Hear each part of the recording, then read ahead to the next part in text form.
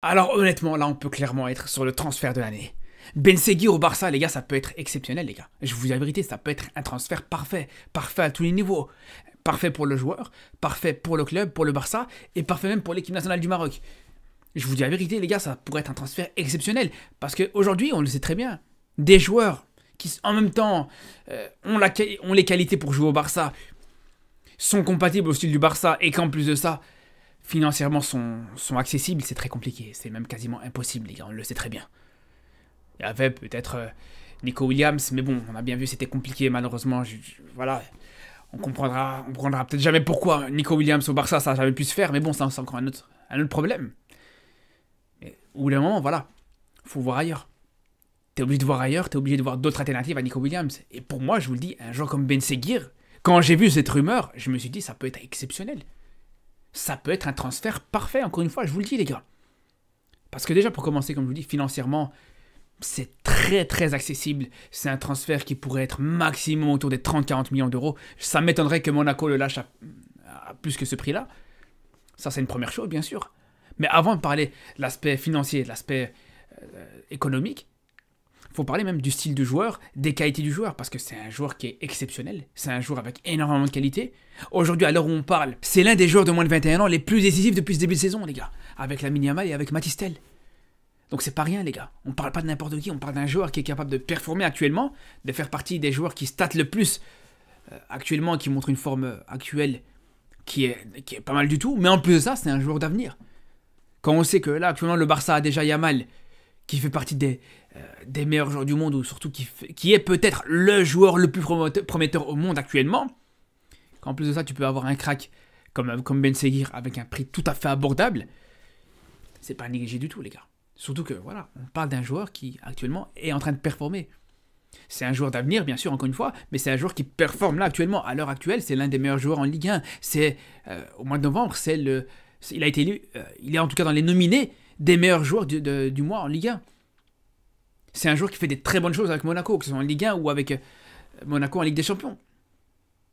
Et au-delà de ça, quand on connaît ses qualités, quand on connaît sa polyvalence, parce que ça aussi c'est important les frères, on sait qu'il est capable de jouer autant sur le côté gauche, c'est son poste de prédilection, il est capable aussi de jouer dans l'axe, il est capable de jouer en faux neuf, il est capable aussi de jouer un petit peu sur le côté droit.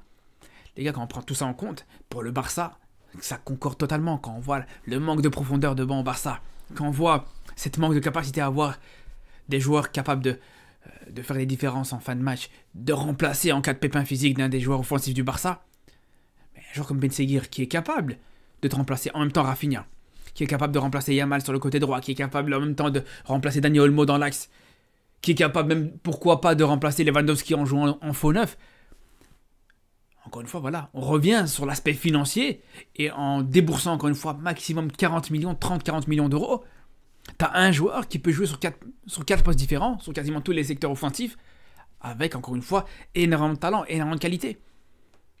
Et ça, il le prouve en Ligue 1, il le prouve en Ligue des Champions, il l'a prouvé aux Jeux Olympiques, il le prouve en équipe nationale avec des matchs exceptionnels qu'il peut faire en équipe nationale du Maroc. À son jeune âge, aujourd'hui, il a fait l'unanimité, il fait l'unanimité en équipe nationale du Maroc.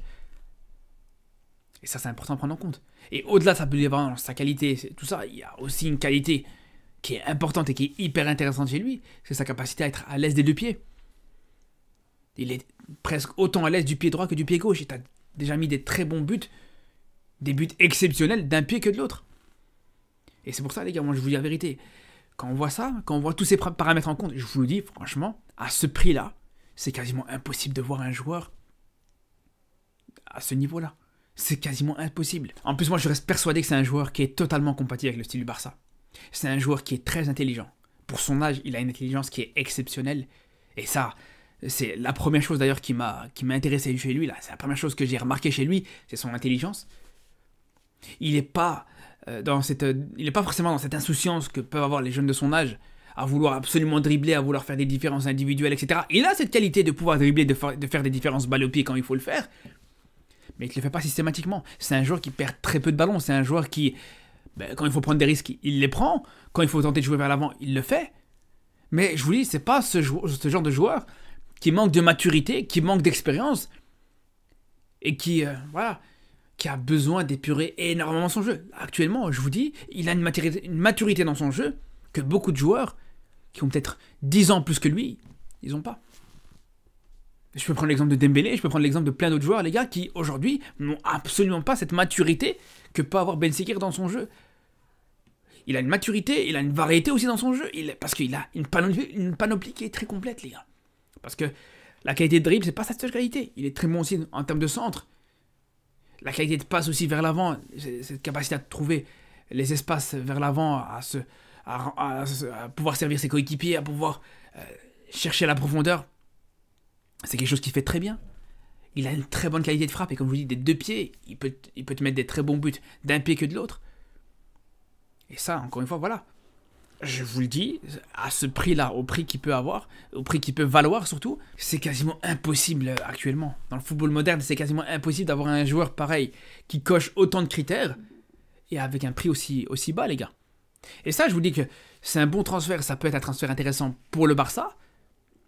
Et en tout cas, au-delà du fait que ça peut être un transfert intéressant, c'est un transfert où tu prends pas forcément énormément de risques.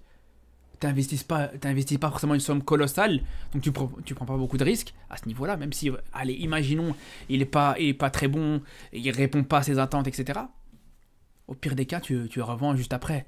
Et tu peux même le revendre plus cher, parce qu'on sait très bien qu'un joueur qui signe au Barça, sa valeur, elle augmente. Alors, faudra pas, si par malheur, il devait pas forcément répondre aux attentes, faudra pas forcément le garder pendant 5 ans non plus. Mais si tu arrives à le vendre assez rapidement, tu peux en tirer encore quelque chose, tu peux t'en sortir pas mal. Mais même si je pense vraiment que ce ne sera pas forcément le cas. Parce que je vous dis la vérité, je pense que c'est un transfert qui pourrait être bon pour le club, mais aussi pour lui, comme je vous dis. Parce que même si la marge, elle peut sembler un petit peu haute en passant de Monaco au Barça, c'est vrai. Mais dans tous les cas, aujourd'hui, actuellement, c'est un joueur qui a déjà beaucoup d'expérience. Comme je vous dis, voilà, il est international. À son âge, il a joué une compétition comme les Jeux Olympiques, il joue la Ligue des Champions, il est titulaire tous les week-ends, quasiment tous les week-ends en Ligue 1. Donc aujourd'hui, voilà, moi je pense qu'arriver au Barça aujourd'hui, c'est tout à fait accessible, c'est tout à fait possible. Alors je dis pas qu'il va arriver et qu'il va être titulaire indiscutable, qu'il va te mettre Rafinha, qu'il va mettre Yamal sur le banc, quoi que ce soit d'autre. Non, je dis pas ça. Mais je pense que, je suis persuadé qu'il aura du temps de jeu, d'office, parce que je pense qu'un joueur comme ça, dans la hiérarchie, il pourrait être clairement la première option en sortie de banc, ça c'est clair et net. Tu recrutes, t'es sûr et certain que ça sera le cas. T'as ton 11 de base, et dès que t'as un joueur qui est fatigué, et ça encore une fois, je reviens sur sa polyvalence, il peut autant de remplacer un Rafinha qu'un Olmo, voire même un Yamal. Il peut jouer sur quasiment tous les postes de l'attaque, pour pas dire tous.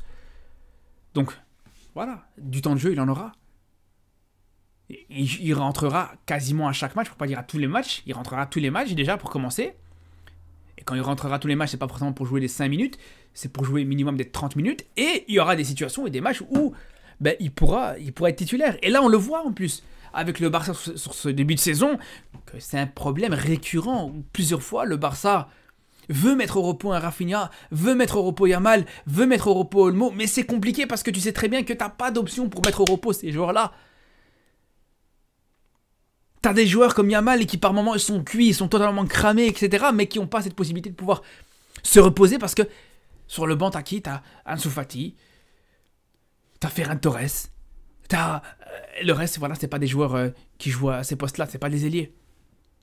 Et il y a le problème, les gars, t'as des Olmo, mais Olmo il est pas ailier non plus, Fermin Lopez c'est pas un ailier, bref. Donc c'est pour vous dire, les gars, qu'aujourd'hui, bien sûr qu'il a tout à fait les critères et la possibilité de pouvoir avoir du temps de jeu. Et moi, je vous dis, franchement, je m'y engage. Là, vous pouvez screener, vous pouvez enregistrer ce passage-là, mais je vous dis, si Ben Seghir est signé au Barça, pour moi, ça pourrait être l'une des meilleures recrues du Barça depuis très longtemps. Ça pourrait être même l'une des meilleures recrues depuis Neymar, les gars. Je vous dis la vérité.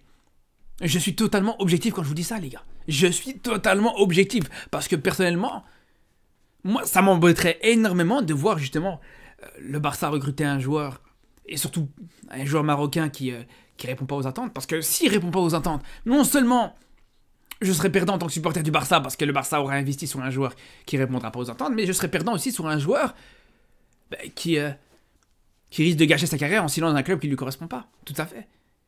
Donc c'est pour ça qu'aujourd'hui, je vous le dis, et je vous le dis en toute objectivité, que pour moi, je suis persuadé que c'est un transfert qui peut répondre aux exigences. Des joueurs qui sont Barça compatibles, tu les vois, tu le remarques très vite. En plus de ça, après ça c'est un petit plus, mais on sait en plus qu'il a une attache avec le Barça depuis très longtemps. On sait que quand il était jeune, il y a même des vidéos qui tournent là-dessus sur son Instagram, où il a été visiter le Camp Nou quand il était petit. Ça c'était marrant, le fameux dab qu'il a fait devant le centre de formation du Barça. Les gars, ça c'est prédestiné. Ça c'est prédestiné pour te dire que c'est un joueur que tu dois recruter.